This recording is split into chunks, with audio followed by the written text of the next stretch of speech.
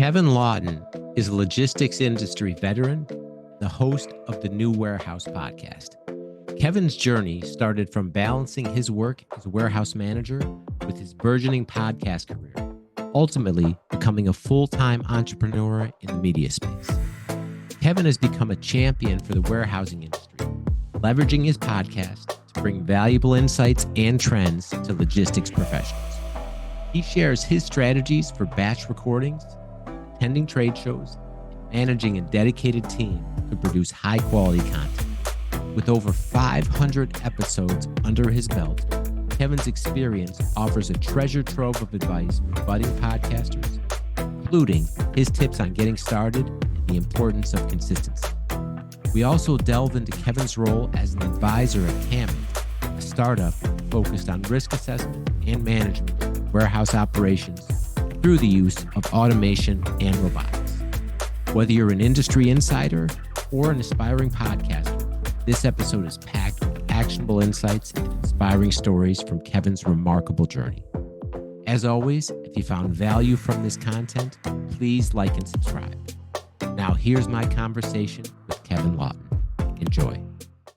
Hello, everyone, and welcome to another episode of the Beyond Fulfillment podcast. I'm your host, Dave Goulas, and this week we have a repeat guest. We have the host of the New Warehouse podcast, Kevin Lawton. Welcome back, Kevin. Hey, Dave. Good to be back. Been following along on your journey and happy to come back on the show and talk to you again. Yeah. Glad to have you, man. It's been it's been a while, right? I remember you were one of my very early guests. You were gracious enough to join the show when I was a complete beginner. Happy to. Yeah. I don't even know if I had my mic when I interviewed you last time. Moving up in the world of podcasting. Got the mic now. I see you. Yeah. So, So how are you, man? What's been up? Doing well. You know, just continuing to podcast as always and pumping out a bunch of content and trying to cover as much as we can in the warehousing industry and getting out there, and then doing some advisory consulting work in between, as well as teaching during the spring and fall semesters in supply chain, and just kind of getting everywhere, trade shows, conferences, all that stuff. Yeah. Wow. Yeah. That's a whole lot we can get into with all that. Yeah. So one thing too, I want to highlight. So just recently you celebrated your 500th podcast episode, which Yes. is a phenomenal feat. I mean, I just did 50 and I was like, oh my God, I did 50. Right. Yeah. But 500, like what's that feel like? Right. Because not many people can say they've done 500 episodes. Yeah.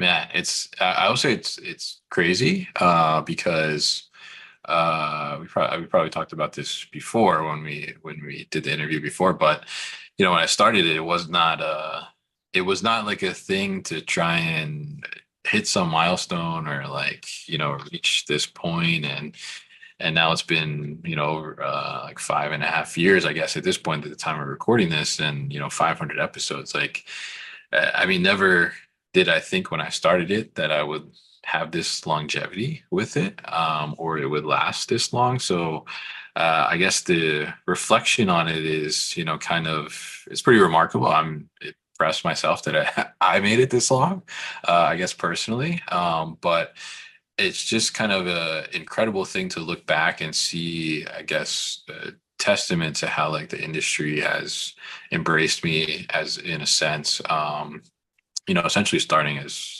nobody really in the industry, just a warehouse manager that was like curious to learn more about what's going on in the industry that he works in. And now, you know, having the chance to interview so many incredible people and just meet a ton of people that otherwise probably I wouldn't have had much contact with if I never started this thing. So I'm just very appreciative to everybody that's supported in some way along the way to 500. Yeah. And, you know, we were talking earlier about personal branding. And I mean, I would say within logistics, you epitomize like a personal brand. because, right, like everyone, when you say the New Warehouse podcast or you say Kevin Lawton, anyone within the industry knows who you are. And, Mm. like you said, this all started from a true, authentic sense of, I want to learn about the industry and add value. So it's like you can't fake that, right? For 500 episodes, right? Like Yeah. I think that's a testament to why you've been had such a long run is because it comes from a place of really wanting to add value, to others. I mean, can you talk about how you've evolved over that journey, like starting from just a warehouse manager and now really, Sure. being an entrepreneur with the podcast and all the opportunities that's created? Yeah, absolutely. And I will say that I knew like all along, I guess growing up, at least like getting to high school and going to college, like I wanted to be an entrepreneur. I wanted to start a business and but never like did I think that it would be because well, I wouldn't even like imagine or think that it would be first in the warehousing industry and then like second have anything to do with like media or a podcast company in any sense that way. So that's certainly been something that I've had to like evolve my mind around, I guess, because when I started it, I guess you mentioned there like, started wanting to bring some value to the industry, but honestly, when I started it, like I was not thinking about bringing value to the industry. Like I was really just thinking about like learning more for myself, right?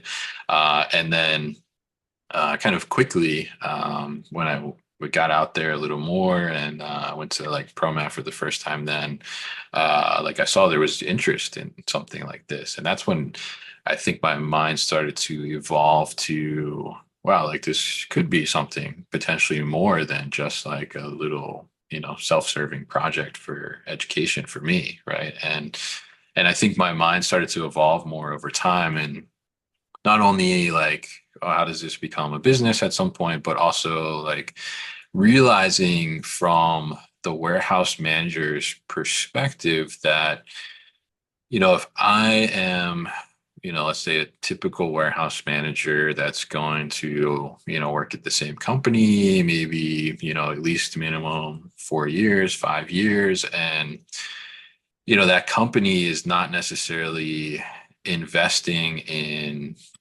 newer technology or innovations or giving attention to like professional development on sending their warehouse managers operations people to conferences or trade shows, then I probably am not really going to get exposed to much that's happening outside of my organization unless I'm very keen on going out there and researching and Googling and seeing all these things, which, I think like the typical warehouse manager is probably not aggressively outside of work hours researching, looking for, warehouse solutions, right? Like it's kind of, do you get in there, do your job and this is the way we're doing things and this is the way my organization thinks. So coming from that position, my mind kind of evolved a little bit to say like, hey, like this is something where there's not really anything like it out there right now. And,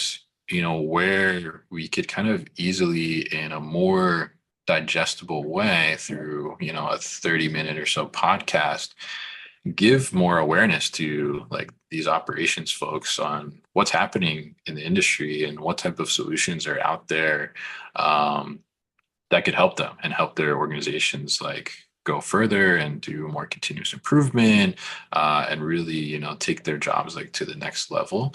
So that's kind of how I think my mind evolved into thinking that this is something more long term and something that could add value to other people. And that's like a lot of the feedback that I've gotten over the years now doing this, and also from like an educational side as well. So my mind has kind of, I guess, evolved in that sense into thinking about, how do we use this as a real like resource for the industry? Because like I was that person at one point, right? And now how do I, deliver this to people that are in that same position that I was at the time when I started this thing? Yeah, I mean that's such a great point too. And like when I started my podcast too, part of the reason was I learned so much just from talking to other people that I was like, Yeah. wow, and I'm sure you can attest to this, right? Like you said, the education wasn't necessarily there, and there wasn't going to be a way that you could learn unless you kind of got out and you talked to other people. So I mean, just from the education standpoint and just the understanding how these new trends come up and robotics now. I know you have a big focus on your show on robotics and a lot of the different manufacturers and the key players in that industry.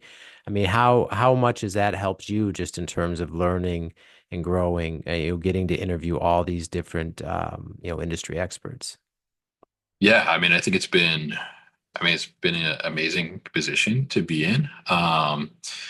Because I mean, like I said earlier, I mean, I think, if I didn't have the podcast, like, what are the odds that I would talk to some of these people, right? Just, just like offhand, like probably much smaller, right? But it's been incredible to learn about these things, and in some cases, like, being one of the first to learn about it or what's going on out there, and getting kind of that insider view in a sense, has kind of, I guess, positioned me in a way that I really didn't think, I guess, would happen, or didn't necessarily strategically align myself to happen, is that become sort of like a go-to in a sense within the industry, for companies that are trying to figure out new solutions and things of that nature. And that's one thing too, I would say, like, really over the last year probably has picked up more, is that I've gotten pretty frequent like messages from startups or companies that are looking to expand into the warehousing or logistics space, and are like, oh, could you check out my solution? Let me know what you think about it. Or, is this something that you've seen before? Have you heard that anybody else is doing this? Or is there a company that does this or does that? Which has been pretty incredible. So, I mean, like, I love to see the new stuff, and I love to see like the innovative stuff and what's happening. And it's just incredible to see and think about, when I was a kid, some of the technology that we're seeing now, like I probably couldn't even imagine would be happening. Right. And so getting kind of a front row seat to that has been pretty wild. Yeah, yeah, for sure. And one thing that you do probably better than anyone I've seen is the way you're able to leverage trade shows. Like I've seen Mm. you at a variety of different trade shows, and you do oftentimes the live streams, or you'll just post, and then it's like 20 new interviews at whatever it is, ProMat or Manifest or whatever Yeah. show it is, and then you put like how because one of the issues too with like people having podcasting is just the ability to keep going and the ability to get guests, and you've just I mean, you're just a beast with the amount of guests and the way you record. Like, how do you keep going and keep doing like so much of that? Yeah, I get that. I get that question a lot, actually, especially on the trade shows. I think, like, when I started, I just kind of like I put myself in a position where I really like tested the limits of that a little bit. Kind of not unintentionally, I guess you could say. Like, when I started, it was like after I put the first episode out in 2019, it was maybe, say it was a month, maybe 2 months before like Romat 2019. And I've told this story a couple times. I might have told it like the last time we talked, but uh yeah, I was talking to somebody, like networking a little bit, and trying to figure out this thing in the industry a little more, and trying to get guests, and somebody mentioned to me like, oh, are you going to be at Promat? And I had never heard of Promat before. But playing it cool, and I'm kind of like, oh, I'm thinking about going, and then get off the call with them, and I'm Googling Promat, like, what's Promat? And then obviously I see Promat, and I'm like, whoa, like, this is where I need to be, right? Like, this is everything that like I'm planning to talk about on the show. And then it just, my mind just starts to turn, and I'm like, oh, like, there's probably like so many opportunities to get guests here, right? That they're like all in one place. And so I'm like, let me just take a shot and see, like, maybe I can get out there and be like considered press now, right? So I just sent an email to like MHI and asked for a press pass, and I guess like luckily enough they accepted me. And I think too at the time, like I didn't even realize that like it was free to attend ProMat. Like so, and that's like where the idea for Press Pass came, because I was like, oh, I don't know, like if I want to like pay to attend this thing, and I didn't even realize that like it's just free to just go in. So, but when I did the Press Pass thing, like, and I guess there's a little hack here, right, that I didn't even realize is that by doing that, like I guess I got put on some contact list for press, and all of a sudden, like my inbox just blew up because I was getting all these press releases sent to me from all the companies that were exhibiting there and all the announcements they were going to make. And I just kind of took that and just built on those emails that were coming. And I went there with like a little handheld recorder, and I just went from like booth to booth to booth, like how many interviews can I do here? And I think that first time around, like on foot, did like, I don't know, between 40 and 45 interviews or something in like 3 days. And I was exhausted like at the end. But I was able to get so much content, and it kind of unlocked the idea of like this batching of content to me, where it's like, oh, I can get a bunch of stuff at like an opportune time, and then that's going to last me like for a while, but it's also going to like get me out there in front of X more amount of people. So I kind of figured out how to leverage that at that time, and then started to see like, oh wow, like this really is like getting traction. And I would say like because of that, that's probably like where the podcast started to snowball a little more, and really was like a turning point a couple months after that, where I said like, oh, like I think this could be more than like I ever thought it was going to be. So yeah, just kind of like refining over time, like the presence at the trade shows, and setting up the booth, and then moving from just like podcast to the live stream, which has been fun as well to do that. And yeah, just kind of, I guess over time, like I've just conditioned myself to do these like batching of interviews. Because even like when I just interview remotely too, like today, for example, we're recording, right? And like I recorded 4 other podcasts today too, right? And it's like I'll set aside this time. It's like, okay, like I'm locked in, I'm in interview mode, and that's what I'm doing today. And then it's the same like at a trade show where yeah, we'll do like a live stream for 2 hours, 2.5 hours, and we'll do like 12 interviews in that 2 hours. And I'm definitely tired at the end of the week. But it's been a great way to like talk to as many people as possible, and just bring as much content like to the audience as well as possible as well, because there's so many people to talk to out there. So it's like, how can we, try and maximize on that as much as possible? In my world, a personal brand is invaluable. A year ago, Easy DC was brand new with just a couple of customers and no online presence. Then I found Hicks Marketing. They helped me amplify my personal brand, build a solid content strategy, publish my podcast, and 10x the number of customers we serve, all in less than 1 year. Do you need a marketing partner who gets you and cares about your success? Reach out to Alicia at hicksmarketing.com for more info, and tell her Dave Goulas sent you. Yeah, that's interesting. So is that how you do all your recordings, in terms of picking a day or a time period, and you'll batch everything as much as you can? Yeah, that's pretty much what I've moved to.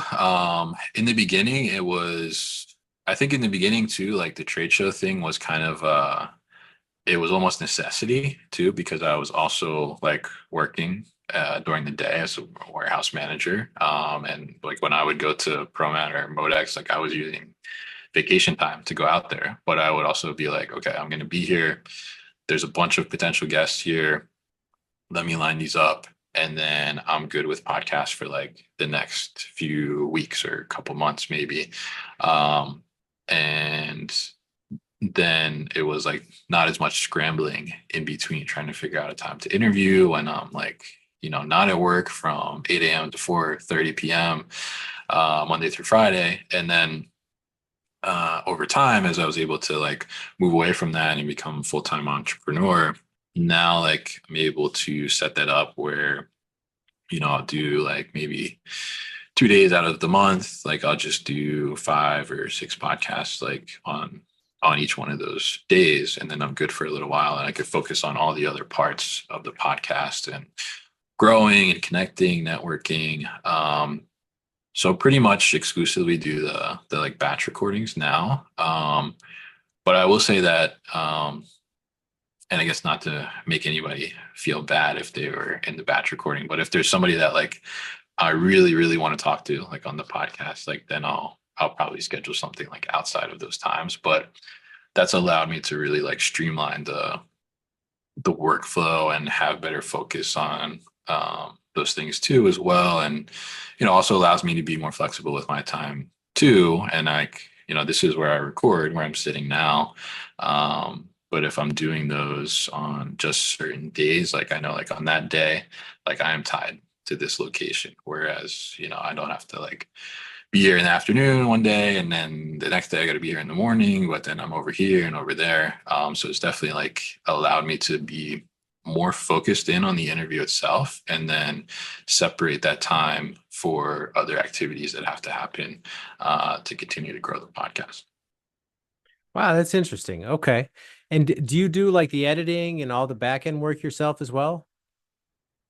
No. I do some of it. So I guess like my workflow on the podcast is that so we do the batch recording, right? So basically, um, I have kind of like inbound requests all the time for to be a guest on the podcast, and then kind of like vet those out, and we put them together in kind of like a group. And then when we schedule these batch days, we'll send out an email to the group that's waiting, and with a sign up link, and they'll schedule a time. And then we have like an intake form for them, and they'll put all their information in there. They'll put like some if there's news that they want to talk about, like to put a link in there, their graphics, things like that. And then I'll take that back, and then I'll make some talking points, and then we'll do the actual recording.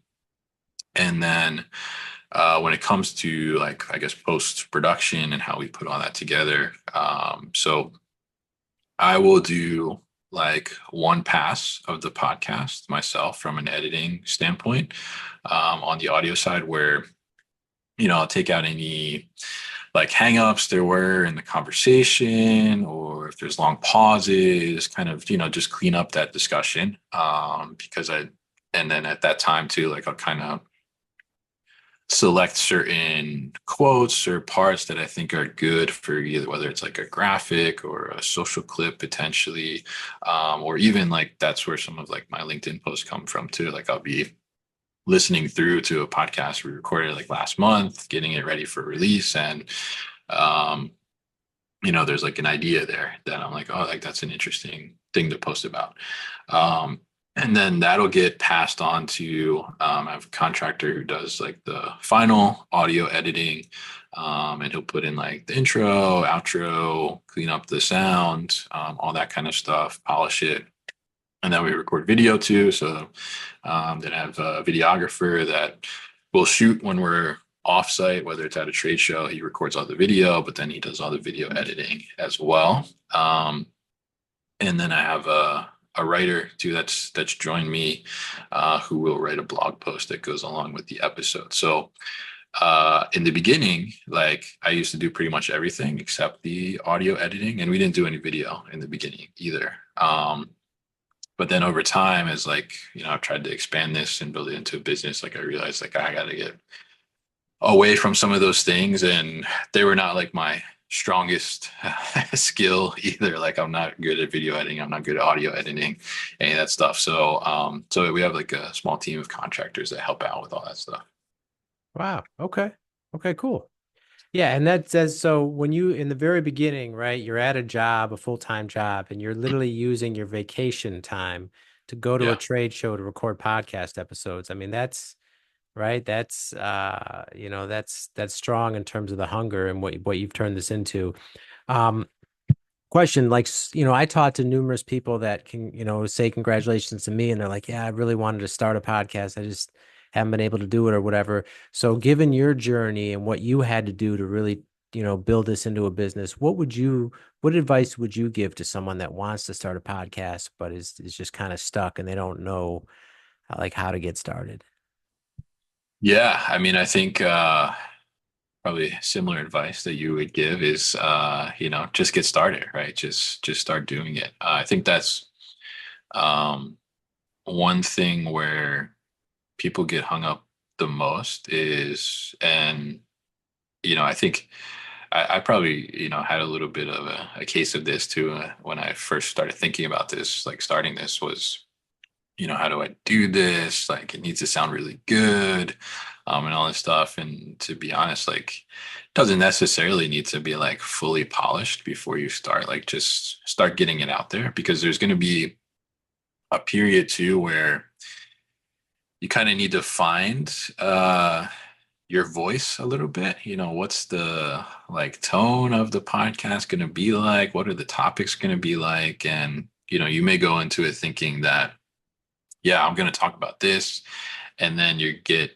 feedback from people that listen to it, and usually in the beginning it's just like friends and family that are listening, and you may get a little feedback, like, and then may have to pivot and adjust a little bit. So I mean, it's really about getting started. And I think it's it's kind of similar to, like, I guess I hear this advice kind of like quite often, or this saying, I guess, whatever you want to call it, that gets floated around about like being on YouTube, right? Like Mr. Beast, I think, says that you know you won't really get any traction until you do like at least 100 videos, and that's because like you won't really figure out like what you're doing until that. So like you need to have that practice, like you need to put those reps in. So the biggest thing is to just start. And I would say it's much easier to start a podcast, put things together, a lot of easier tools to use out there than when I started back in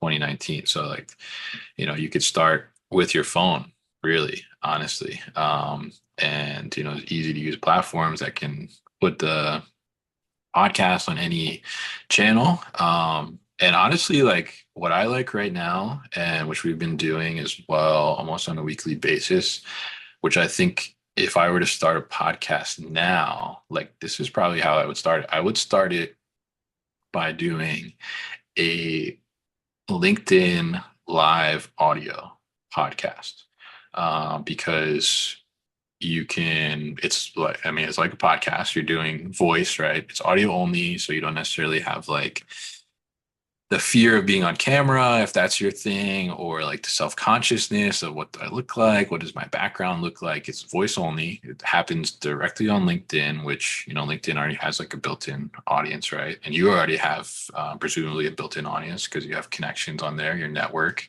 And then the interesting thing about it is that the audience can come in, and the audience can also speak through their microphone as well. And so that makes it very interactive. And I think that is really like a great way to start that and kind of test the waters, because you can kind of see real time, like, is there interest? Like people are coming in to listen, and then they're asking questions, or they're also commenting through their voice. And that's like a real good way to test the waters on like what your audience is looking at, especially if you're looking at like a B2B focus. I mean, I think LinkedIn is a great platform for that. So that if I was going to start fresh, that's probably like where I would start initially. And then that would give me like a lot of good feedback, I think, on like what works, what doesn't work, should I go down this route, or, oh, a lot of people are asking about this, so like, let me talk about that more. So I think that would be kind of my advice is start like in a way that works for you, and one that you can be consistent at too, because that's a huge thing in podcasting is like consistency. If you do a podcast, put out a podcast today, and then you don't put out another one for like a month and a half, like you're not going to get any real like traction or growth with your audience or people coming back to continue to listen. So I think that would be my advice for somebody starting today. Okay. Excellent. Excellent. One other thing I want to get to too, you recently started an advisory role with a new startup called Camit. Can you tell us about that and what that company's doing? Yeah, absolutely. Yeah, I think, as I've gotten more exposure to the industry, and I guess evolved my knowledge and just what's going on out there, that was kind of I will say one of my personal goals probably over the last year is like to become an advisor to somebody. And so I was lucky enough that this company, Camit, they reached out to me and we started talking, and they were kind of picking my brain a little bit and asked me to be on their strategic advisory board for them. And I think they're doing something really interesting. They are looking at risk assessment and risk management for warehouse operations themselves, right? So there's a lot of things within an operation that can go wrong or cause, I think, what we all like fear in a sense is downtime, right? Because if we're down, then we're not being productive. If we're not being productive, we're probably losing money and we're probably not hitting our SLAs, right? So they're taking the approach that they're going to take these data inputs, put them into a platform collectively. So like if you have forklifts, for example, and then you have maybe AMRs, robots as well. Like certainly you can get some of that data from those systems independently, but they're going to aggregate all that data, put it together, and really visualize and show you where is their potential risk, right? We had downtime yesterday at 6 a.m. and drill into like this was the cost, right? And then also see predictively that, okay, like peak season is coming up, right? So did I have anything potentially like last year that was a risk that happened where I had downtime at peak because something wasn't maintained or something stopped working, right? So predictively, I can see that, okay, the second week of November, we had like 2 forklifts that were down because, X issue, right? So now I can get ahead of that and say like, okay, let me make sure that's taken care of, checked out, and have that visibility into that. And then also being able to give you visualization on your overall ROI, right? And I think that's one of the big questions as people invest in a lot of automation or robotics is, am I actually getting the ROI that was advertised to me or that was said to me? And so they're working on bringing that as a visualization to see, am I getting that ROI? And then I think accelerating the adaptability or adoption of automation and robotics by proving out and showing that ROI earlier on if it's there, or showing that it's not there, right? To help you make a better decision on expanding your automation and robotics ambitions either later or earlier, depending on what you're seeing. So that's kind of what they're focused on, and I'm really excited to see how they continue to build. And yeah, and I will say if anybody's listening and that sounds enticing, I'm definitely looking for early customers as well as partners too on the OEM side or integrator side. So yeah, feel free to reach out to me. All right. And if people do want to get in touch and find out more about Camit or the podcast or engage you for any other type of consulting advisory work, what's the best way that people can find you? Yeah, the best way is always LinkedIn, Kevin Lawton on there. You can find me there. And for all things podcast, you can go to thenewwarehouse.com. All right. Excellent. And we'll link all that in the show notes for everyone. All right. Well, Kevin, thank you so much for taking the time to be here. We really appreciate it. And that's all the time we have for now. We will see you next time.